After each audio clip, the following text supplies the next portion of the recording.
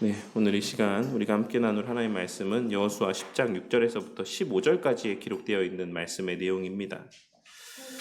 여호수아서 전체를 관통하는 그 내용의 중심 배경은 가나안 땅의 정복 전쟁입니다. 그리고 오늘 말씀도 그러한 가나안 땅의 정복 전쟁과 관련된 그 배경 가운데서 발생한 사건이라고 할 수가 있습니다.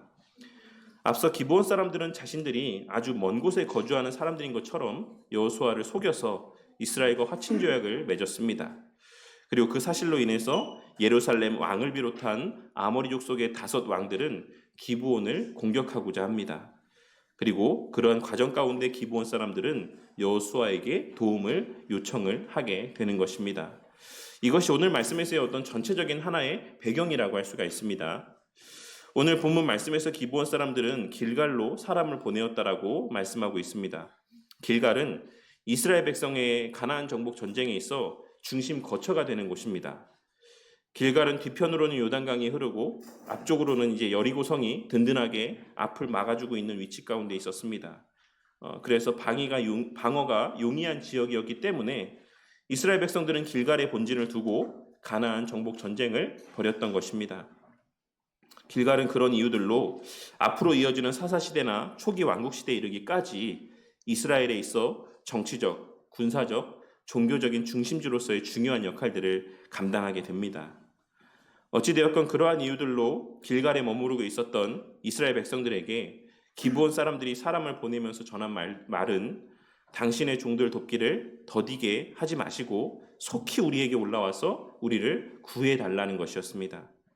본문에는 이제 더디게 하지 말라라고 이렇게 번역되어 있지만 이에 해당되는 원어의 표현을 살펴보면 마음을 약하게 먹다라는 의미의 관용적인 표현인 것을 알 수가 있습니다. 그러니 기브온 사람들은 여호수아를 향하여서 마음 약하게 먹지 마시고 속히 올라와서 저희를 좀 도와주십시오라고 이야기하고 있는 것입니다.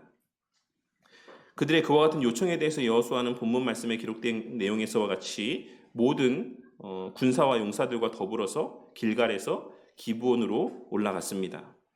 그런데 길갈에서 기브온으로 올라가려 하던 그때에 하나님께서 여호수아를 찾아오셔서 말씀을 전해주셨는데 그 말씀이 바로 그들을 두려워하지 말라. 내가 그들을 내 손에 넘겨주었으니 그들 중에서 한 사람도 너를 당할 자 없으리라 라는 말씀이었던 것입니다. 그리고 이를 통해 우리는 하나님께서 당신의 백성들의 삶 가운데 늘 지대한 관심을 갖고 있으시다. 늘 그 삶을 주목하며 지켜보고 있으시다. 라고 하는 사실을 확인할 수가 있습니다.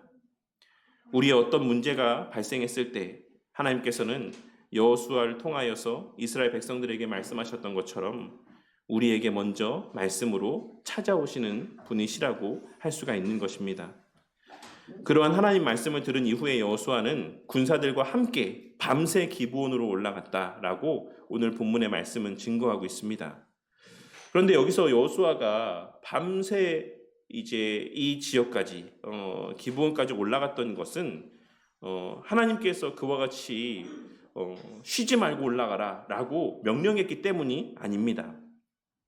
하나님께서 여호수아를 통해서 이스라엘 백성들에게 보장된 승리를 확증해 주신 것은 분명하지만 그 하나님께서는 그 승리를 위한 어떤 구체적인 방식이나 혹은 방법들, 내용들까지 말씀해 주지는 않으셨던 것입니다.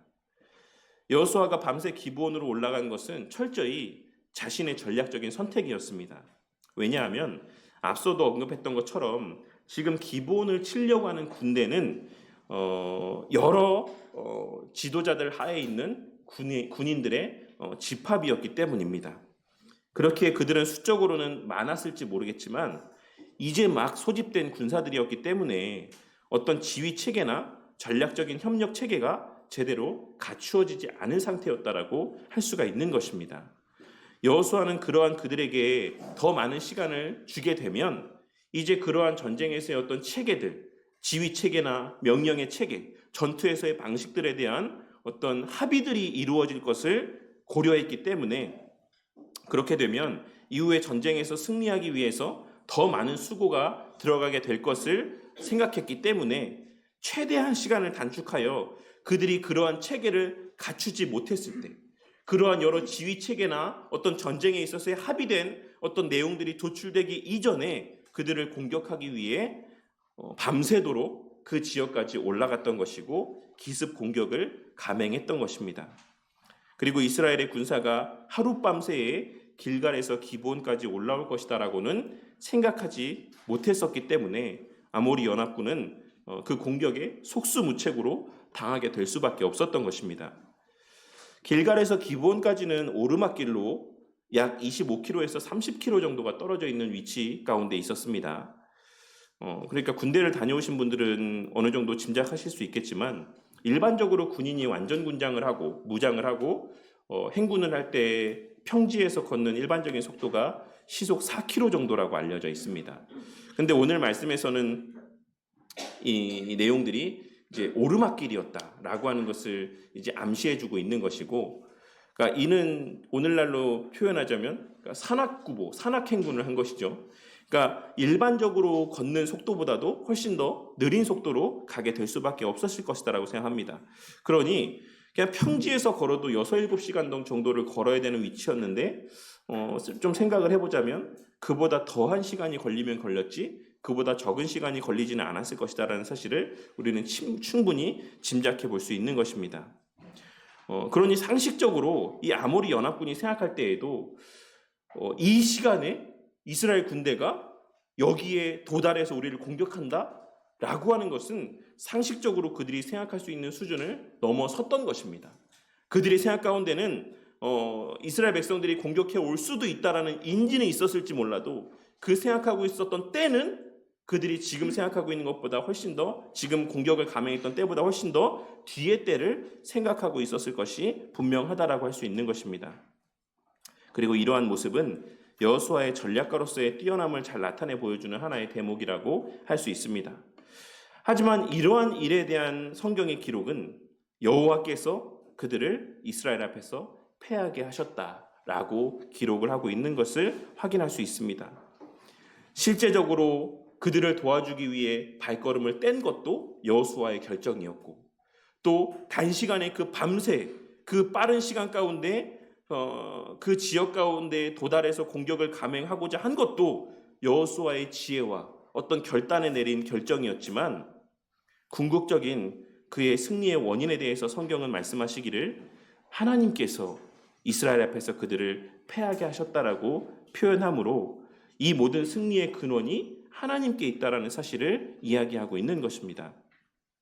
그리고 그러한 사실을 다시 한번 확증해 주시는 사건이 바로 이어지는 본문에 기록된 쫓겨가는 아모리 연합군에게 큰 우박덩이를 내리시는 장면에 대한 묘사라고 할 수 있습니다. 본문에서의 내리시매라고 번역되어 있는 표현은 원어의 정확한 뉘앙스를 살리자면 그들 위에 던지셨다라는 의미입니다. 그냥 우박이 그냥 자연적으로 내리는 정도의 수준이 아니라 하늘에서 그 우박을 집어 던지듯이, 내리꽂듯이 이 우박이 아모리 연합군의 위에 떨어졌다라는 그 뉘앙스를 잘 살려서 표현하고 있는 것이고, 이러한 표현을 통해서 하나님께서는 이 일이 하나님의 특별한 간섭 가운데 행하신 일이다라고 하는 사실을 나타내 보여주고 있는 것입니다. 그리고 그러한 우박의 떨어짐으로 인하여서 죽임을 당한 아모리 연합군의 숫자가 이스라엘 군대의 어떤 칼에 맞아 죽은 사람들보다 더 많았다라고 성경 말씀은 기록하고 있습니다. 이를 통하여서도 궁극적으로 이 전쟁을 인도하시고 주장하시는 분이 하나님이심을 우리는 분명히 확인할 수가 있는 것입니다. 그렇게 아모리 연합군이 죽임을 당하는 그 순간에 여호수아는 하나님 앞에 우리에게 있어 너무나도 잘 알려져 있는 유명한 기도를 올려드립니다. 그 기도의 내용은 태양과 달이 그 자리에 머물러 있게 해달라는 기도의 내용이었습니다. 그렇다면 여호수아는 지금 이 시점에서 왜 태양과 달이 그 자리에 머물러 있기를 기도하고 있는 것이다라고 할 수 있겠습니까? 지금의 이 순간은 이스라엘의 군대가 칼로 아모리 연합군을 죽이고 있는 때는 아니었습니다. 지금은 그들이 죽인 수보다 더 많은 수의 아모리 연합군이 우박을 맞아 죽어가던 때라고 할 수 있습니다. 여호수아는 하나님의 특별한 간섭하심으로 아모리 연합군들을 죽이고 있으신 하나님의 그 놀라운 능력을 이스라엘 백성들로 하여금 더 오랜 시간 목독해 하고자 하는 그 마음에서 이 밝음이 더 길게 유지되기를 원하는 기도를 하나님 앞에 올려드렸다라고 할 수가 있는 것입니다. 하나님께서 당신의 백성의 전쟁 가운데 얼마나 큰 능력으로 함께하고 있으신지를 이스라엘 백성들의 마음 가운데 확실히 새기게 하도록, 더 분명하게 오랜 시간 목독해 하도록 여호수아는 하나님 앞에 이와 같은 어쩌면 말도 되지 않는 기도를 올려드리고 있는 것입니다. 그의 마음 가운데는 오직 하나님의 영광이 드러나고 하나님께만 온전히 감사와 찬양을 돌리게 하기 위한 마음에서 이와 같은 하나님 앞에서의 기도에 대한 간구의 내용들이 고백되어졌다라고 할 수가 있는 것입니다. 여호수아의 마음 가운데는 오직 하나님의 행하시는 일을 이스라엘 백성들이 더 오래, 더 자세히 보게 되길 바라는 마음밖에 없었다라는 것입니다. 그리고 하나님께서는 그의 그와 같은 선한 마음의 중심을 보시고 인류 역사 가운데 그 누구도 경험하지 못했던 기도의 응답을 베풀어 주셨던 것입니다. 그것은 그의 기도가 오직 하나님의 영광뿐이라는 선한 목적에서 단 한 치의 벗어남도 없었던 순전한 목적에서의 하나님의 영광만을 위한 기도였기 때문이라고 할 수가 있을 것입니다. 그리고 이와 같은 놀라운 사건은 야살의 책에 기록이 되었다라고 말씀하고 있는데, 야살의 책은 그 의미는 의로운 사람의 책이라고 하는 의미입니다. 그래서 여기서 말하는 의로운 사람은 그 책에 등장하는 여러 어떤 특별한 인물들을 의미하는 것일 수도 있고, 또한 혹은 이스라엘 민족 전체를 의미한다라고도 할 수가 있습니다. 그리고 이 야살의 책 가운데는 이 사건 외에도 사울과 요나단에 대한 다윗의 애가의 내용들이나 솔로몬이 행하였던 성전 봉헌에 관한 기사 등의 내용이 기록되어 있다라고 성경 말씀 가운데 언급되어져 있습니다. 이를 통해 우리는 이 야살의 책이 이스라엘의 역사에 관한 여러 민족적인 자료들을 연대기에 따라 수집한 문서였을 것이다라고 하는 사실을 추정해 볼 수가 있을 것입니다. 그리고 이어서 기록하기를 여호와께서 사람의 목소리를 들으신 이 같은 날은 전에도 없었고 후에도 없었다라고 언급을 하고 있습니다. 그런데 우리는 후에 열왕기하 20장에 기록된 히스기야 왕 때에 해의 그림자가 10도 뒤로 물러간 사건에 대한 내용이 기록되어 있음을 알 수 있습니다. 그렇다면 이 표현은 우리가 어떻게 이해를 해야지만 되는 것이겠습니까? 해의 그림자가 10도 뒤로 물러간 것도 천체의 움직임에 관한 하나님의 특별한 역사를 말씀하고 있는 거죠.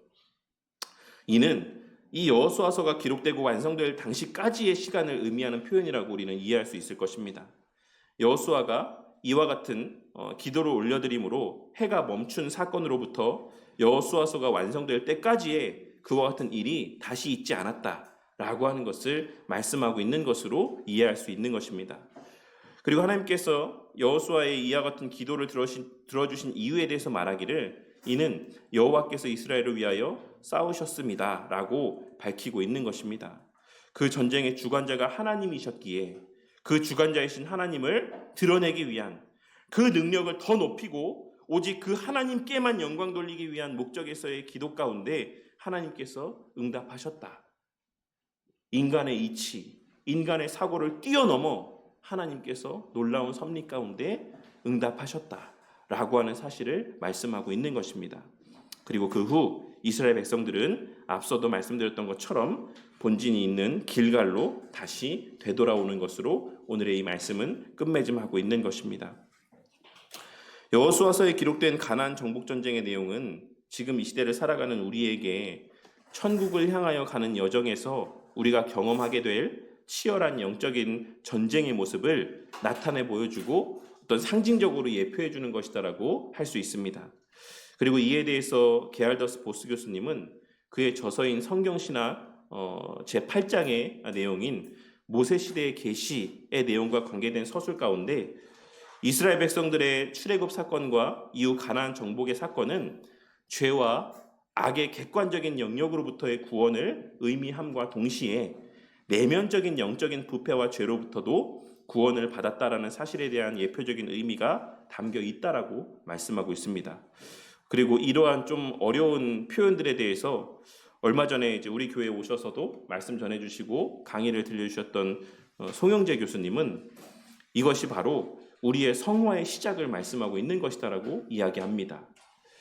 애굽에서부터 우리를 구원하신 것이 그러니까 애굽으로부터 이스라엘 백성들을 구원하신 것이 우리의 구원을 의미한다라고 하면, 그 죄의 완전한 세력으로부터의 어떤 객관적인 구원을 의미한다라고 하면, 그 이후에 가나안 정복 전쟁 과정 가운데서의 나타내 보여주신 이 모든 과정에서의 하나님의 역사는 우리의 성화의 과정에서의 하나님께서 함께 하시며 일하시는 내용들이 무엇인가를 우리 가운데 나타내 보여주는 의미를 담고 있다라고 설명하고 있는 것입니다.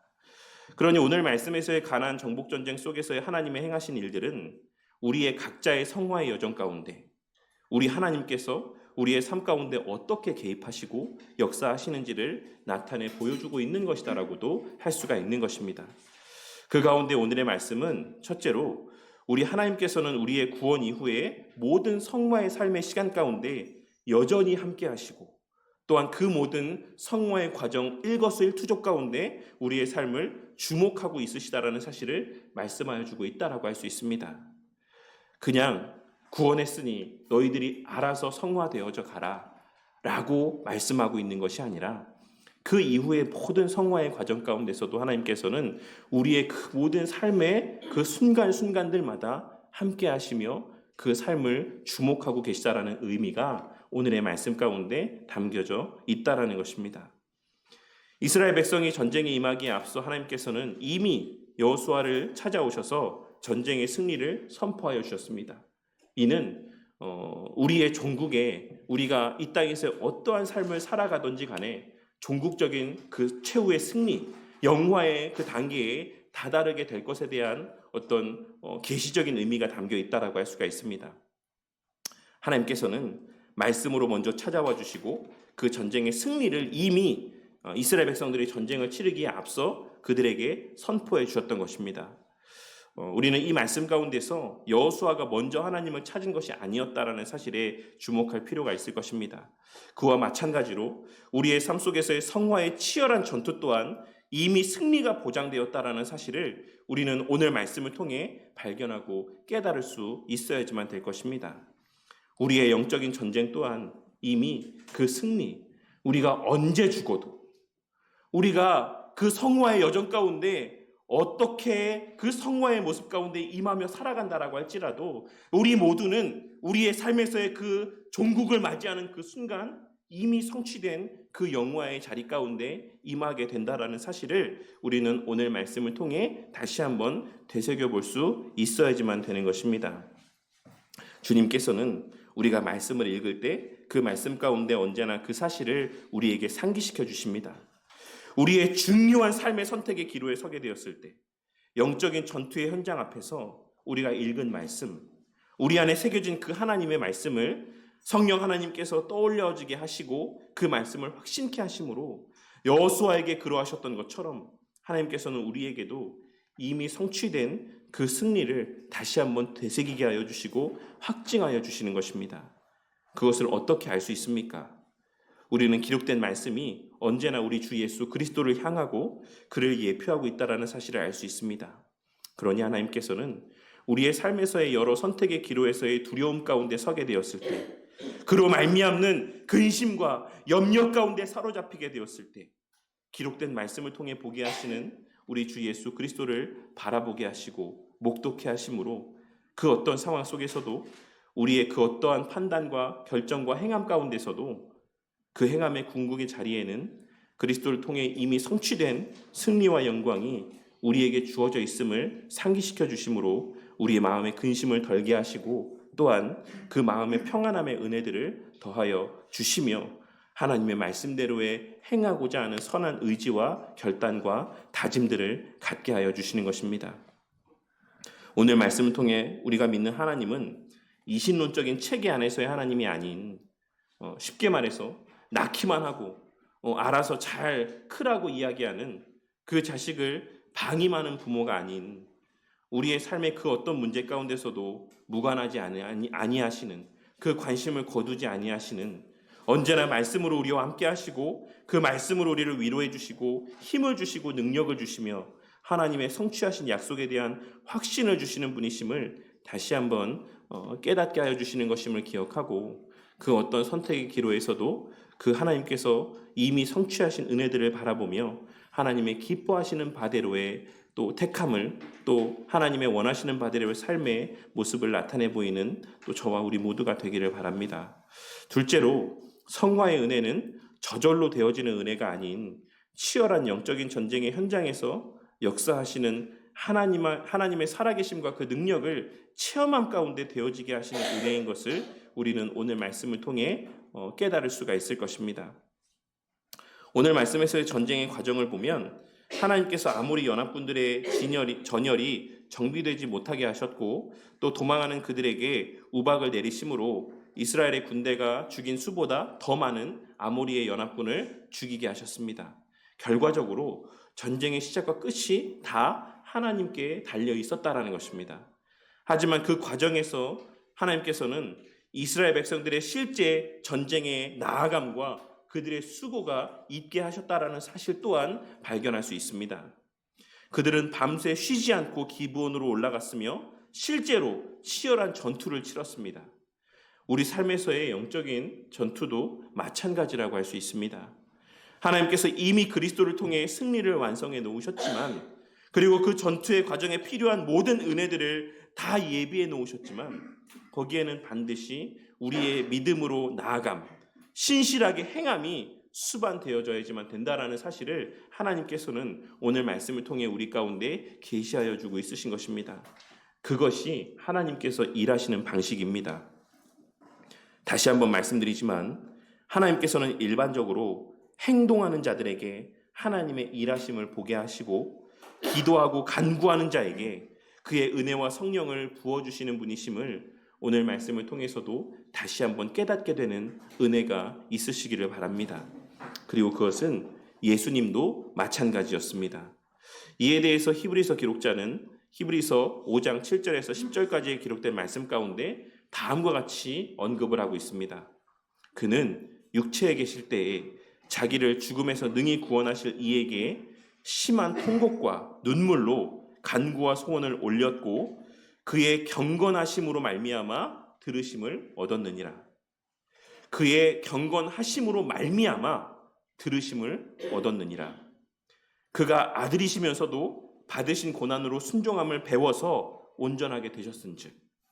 그가 아들이시면서도 받으신 고난으로 순종함을 배워서 온전하게 되셨은즉, 자기에게 순종하는 모든 자에게 영원한 구원의 근원이 되시고 하나님께 멜기세덱의 반차를 따른 대제사장이라 칭하심을 받으셨느니라.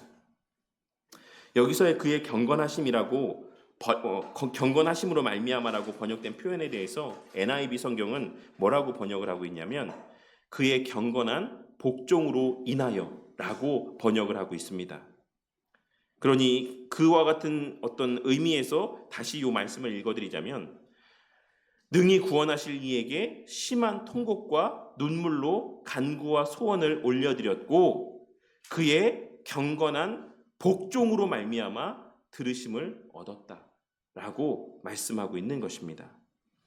하나님께서는 히브리서 기록자를 통해 예수님께서도 우리의 대표자로서 그의 하나님이심에도 불구하고 하나님의 뜻과 하나님의 말씀과 하나님의 요구에 대하여 경건하게 복종하게 하심으로 그의 간구가 응답되어지는 은혜를 입게 하셨다라고 말씀하고 있는 것을 우리는 이 히브리서의 말씀을 통해 확인할 수가 있는 것이고, 이를 통해 하나님께서는 이 방식이 예외가 없는 하나님의 일하시는 방식이라고 하는 사실을 분명하게 증거케 하신 것이다라고 할 수 있습니다.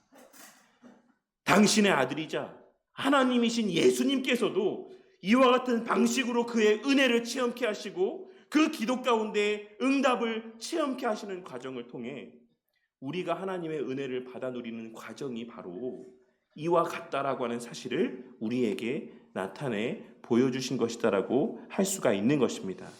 그렇게 이어지는 말씀에서도 자기에게 순종하는 모든 자들에게 영원한 구원의 근원이 되신다라고 말씀하고 있는 것입니다.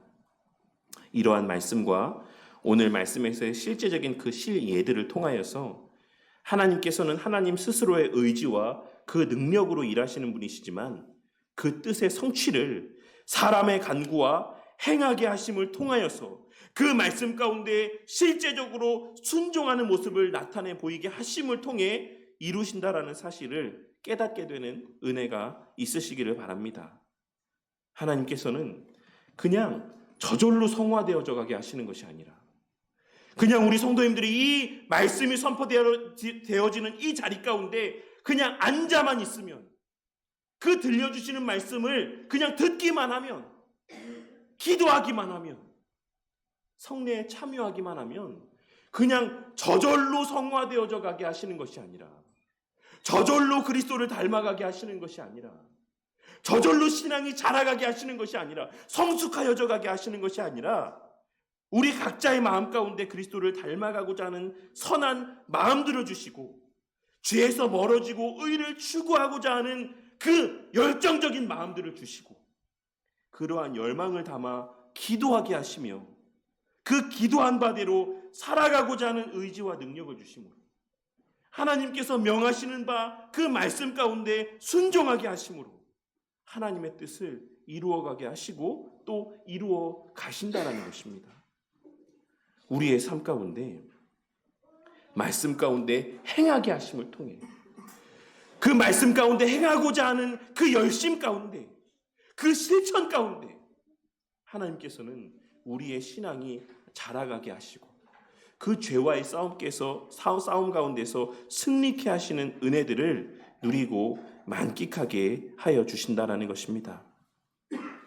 그리고 그와 반대로 행동하지 않는 자, 전투하지 않는 자, 죄와 싸우고자 하지 않는 자, 전쟁터로 나아가지 않는 자들은 하나님의 그와 같은 성확해 하시는 그 은혜도 그 능력도 목도하지 못하는 것이자 더 본질적으로 말하자면 그러한 자, 즉 선을 행하고자 하는 마음도 없고 의지도 없는 자, 하나님의 말씀하신 바대로 행하고자 하는 마음도 의지도 소유하고 있지 않은 자들은 엄밀하게 이야기하자면 하나님께서 함께 하시지 않는 자라고도 할 수가 있는 것입니다.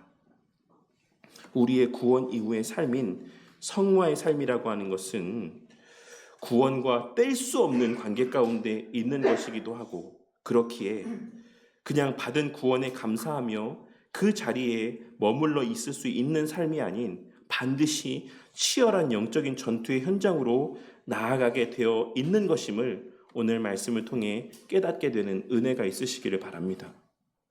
우리가 받은 구원의 은혜가 확실한 것이다라고 한다면 우리는 이전처럼 아무렇지도 않게 또 죄를 짓는 삶을 살아가게 되는 것이 아니라 교회 다니기 이전과 하나도 다를 바 없이 똑같은 행동 가운데 똑같은 죄악 가운데 살아가며 나는 예배드리고 있으니까 신앙생활하고 있으니까 교회 다니고 있으니까 나는 구원받았다 라고 생각하며 살아갈 수 있는 것이 아닌 그 받은 은혜에서의 비롯된 실제적인 죄와의 치열한 전투가 그 투쟁이 우리의 삶 가운데 자리하게 될 수밖에 없음을 오늘의 말씀을 통해 깨닫게 되는 은혜가 있으시기를 바란다는 것입니다. 그리하여 수많은 전투 속에서 단련되어져 가는 군사들과 같이 삶에서의 수많은 순간 가운데 그것이 교회 안이든 교회 밖이든 우리의 거하게 하시는 모든 자리에서의 하나님의 말씀대로 살아가고자 하는 그 모든 과정에서의 그 내면에서의 치열한 영적인 전투를 날마다 경험하는 자들이 되심으로 그 신앙이 하루하루 흘러갈수록 더욱 견고해져 가고 성숙하여져 가며 자라가게 되는 은혜를 체험하는 우리 모든 바른교회 성도님들이 되시기를 바랍니다. 오늘 말씀에서 이스라엘 백성들이 하나님의 능력을 체험한 곳은 길갈 본진이 아닌 기브온 전투의 현장이었습니다. 당연히 밤새 쉬지 않고 올라간 그들의 걸음은 쉽지 않았을 것입니다. 비록 전열이 갖추어져 있지 않은 군대였다라고 할지라도 그 살육의 현장은 치열했을 것이 분명합니다. 하지만 그들은 그 힘든 전투의 현장에서 하나님의 살아계심을 목도하였고 하나님의 능력을 체험하였습니다. 마찬가지로 우리는 말씀과 성례와 기도라는 은혜의 방편들을 통해 성화되어져 가는 것이지만 그보다 그 말씀과 성례와 기도라는 은혜의 방편을 통해 부어주시는 은혜를 통해 그것이 실제로 사용되어져야지만 될 그 자리, 그 여건, 그 상황과 환경 속에서 더욱 실제적으로 성화되어져 가는 것임을 오늘 말씀을 통해 깨닫고 마음에 새기는 저와 우리 모두가 되어야만 하는 것입니다. 그리고 마지막 셋째로는 우리가 진정 그 영적의 현장에서, 그 성화의 현장에서 오직 하나님의 영광만을 위한 기도를 올려드릴 때 우리는 반드시 그 구하는 것마다 응답받는 역사를 체험하게 될 것이다라는 사실 또한 깨닫게 되는 은혜가 있기를 바랍니다. 사실 오늘 말씀에서 여호수아의 기도의 내용이 과학적으로 좀 말이 되는 이야기다라고 생각하십니까? 그러니까 우리가 예전에는 저도 예전에는 이 말씀들을 들을 때 그의 어떤 부연되어지는 어떤 과학적인 설명에 대해서는 크게 생각해 보지 않았던 것 같아요. 그냥 뭐 태양이 머무를 수 있지, 달이 머무를 수 있지 라는 정도로 그냥 생각했던 것 같습니다. 그런데 우리가 잘 알고 있는 것처럼 태양이 도는 게 아니고 태양이 뜨고 태양이 지는 것은 무엇 때문에 발생하는 현상입니까? 지구가 자전하기 때문에 발생하는 현상인 것이죠. 그러니까 태양이 거기에 머물러 있게 해달라고 지금 여호수아가 기도하고 있는 것은 그 여호수아 자신은 인지하지 못했겠지만 사실은 지구의 자전이 멈추게 해달라고 기도하고 있는 것과 같습니다. 근데 제가 지금 정확한 그 수치가 기억이 나지 않는데 지구가 얼마나 빨리 자전하고 있는지 아십니까? 우리가 생각하는 것 훨씬 이상으로 우리는 인지하지 못하고 있지만 지구는 엄청난 속도로 자전을 하고 있습니다. 그리고 그 지구의 자전이 멈추게 되면 어떤 일들이 발생하냐면, 그러니까 예를 들자면 엄청나게 빨리 움직이는 이제 버스가 급정거를 하게 되면 그 안에 타고 있는 사람들이 어떻게 됩니까? 다 앞으로 꼬꾸라지게 되죠. 그러니까 이 안에서의 이 자연의 질서가 이 제자리에 있는 바다라든지 강이라든지 그 모든 바람이라든지 이런 현상들이 이 초속 30km의 속도로 자전하고 있는 이 지구가 멈추게 되었을 때, 초속 30km의 속도로 자전하고 있는 이 지구가 멈추게 되었을 때 그 순간에 지구에는 엄청난 해일과 폭풍과 지진과도 같은 재앙들이 일어나게 되는 것입니다.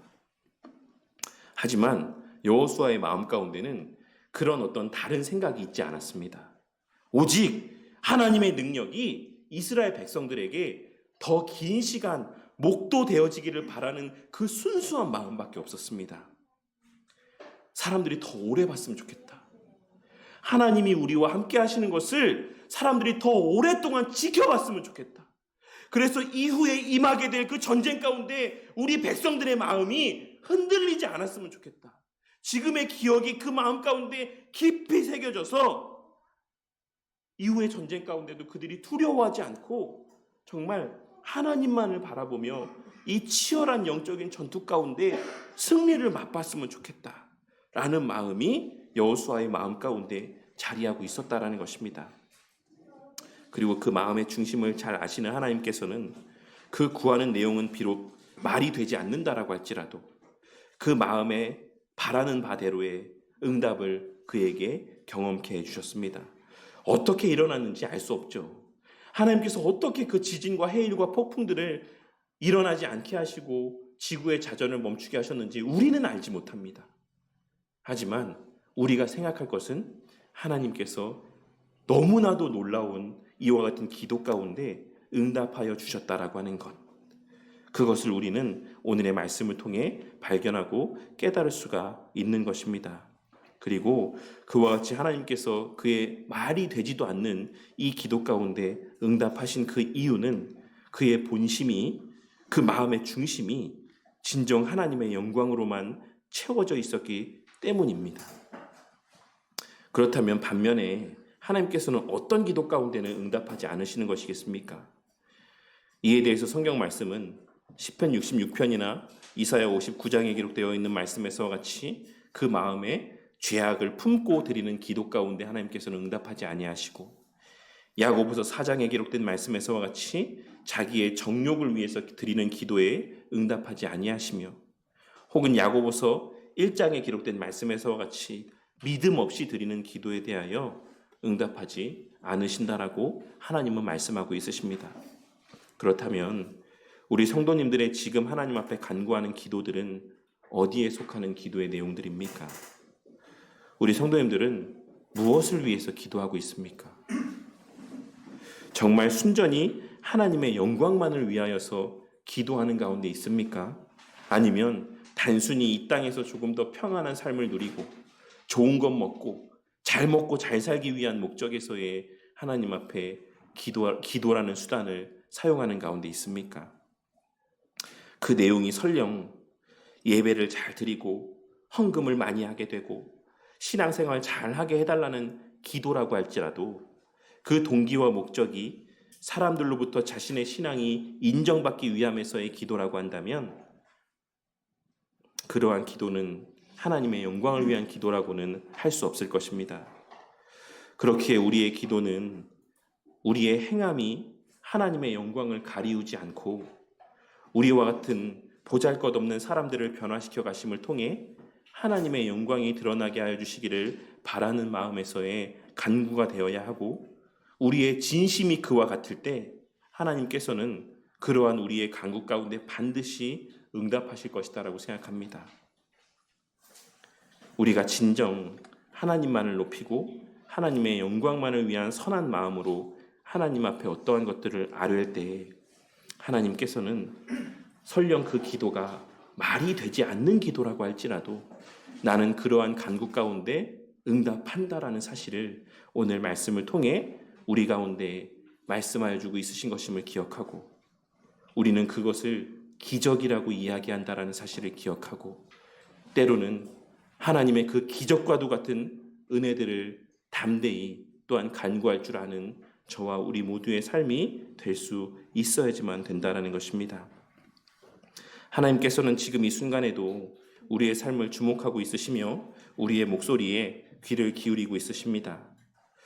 그리고 우리에게 하나님의 신실하심과 선하심과 그 사랑과 은혜와 능력을 보여주시기를 원하고 있으십니다. 그것이 그러한 과정 속에서 우리의 신앙이 자라가게 하여 주시기를 바라시는 것이 하나님의 본심이고 뜻인 것입니다.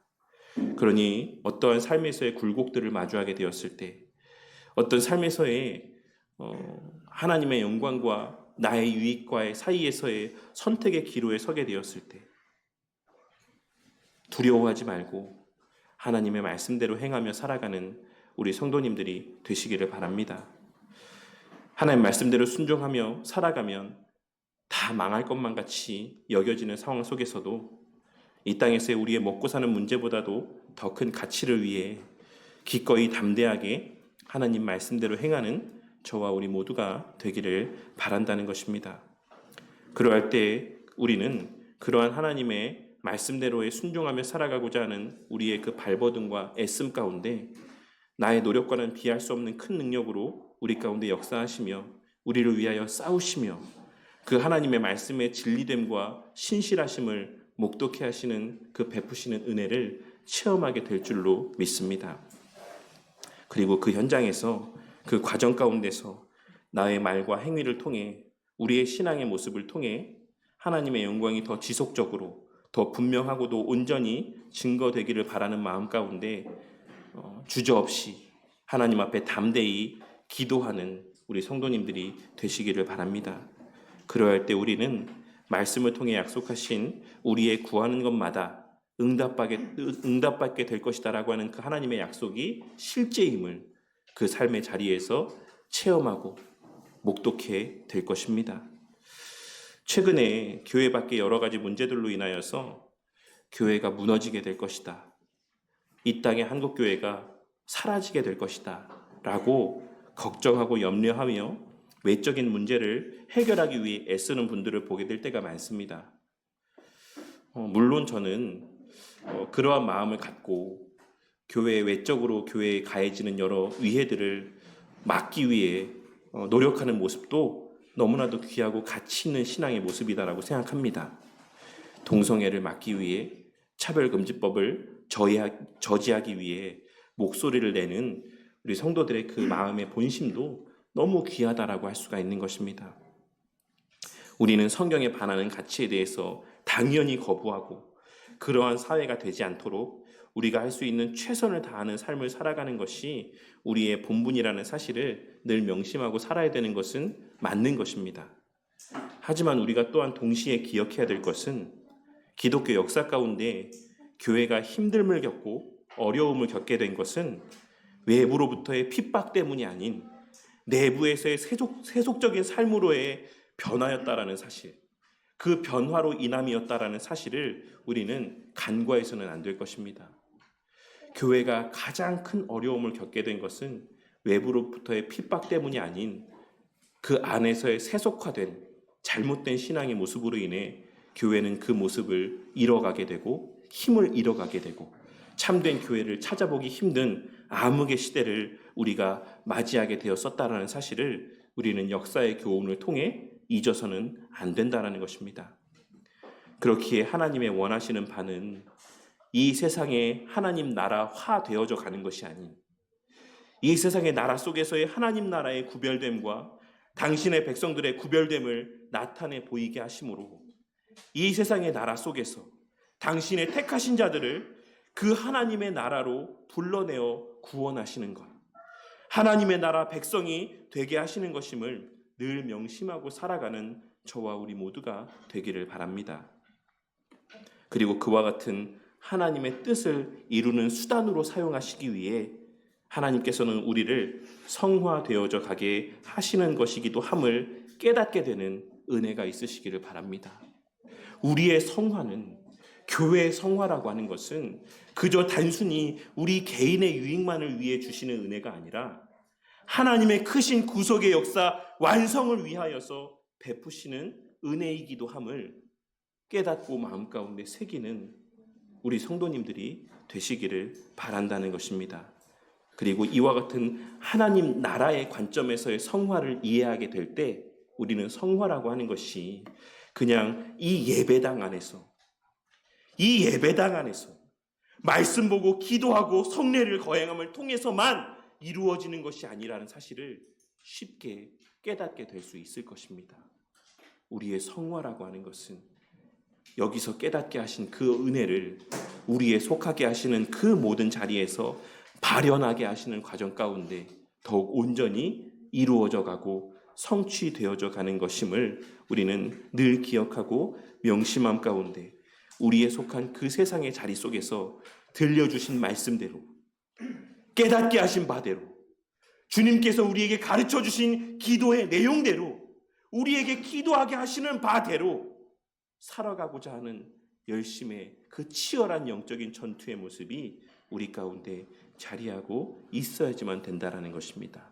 그러할 때 그러한 우리의 치열한 영적인 전투의 삶 가운데 하나님의 부어주시는 그 주권적인 능력이 임하게 되고 나타나게 되고 우리의 가진 것에 비하여 더 큰 하나님의 역사를 드러내는 그 하나님의 영광을 드러내는 우리의 삶이 될 것이다라고 생각을 합니다. 이 사실을 깨닫고 언제나 우리를 통해서 하나님의 영광이 가리워지지 않기를 위해 저 때문에 누군가가 이 교회에 발걸음하는 것을 주저하게 되고 그 마음을 포기하게 되는 저런 사람들이 다니는 교회라면 나는 다니고 싶지 않다. 저런 사람들이 모인 곳이 교회라고 하면 나는 그런 교회에 다니고 싶지 않다. 라고 하는 마음을 갖게 되는 것이 아닌 우리의 성화되어져 가게 하시는 그 베푸시는 은혜 속에서 저런 사람들이 다니는 교회라면 나도 한 번쯤은 가보고 싶다. 예수를 믿고 싶다. 라고 하는 마음들이 불러일으켜지는 그러한 능력 있는 신앙의 삶을 살아가는 저와 우리 모두의 삶이 되기를 주님의 이름으로 간절히 축원합니다.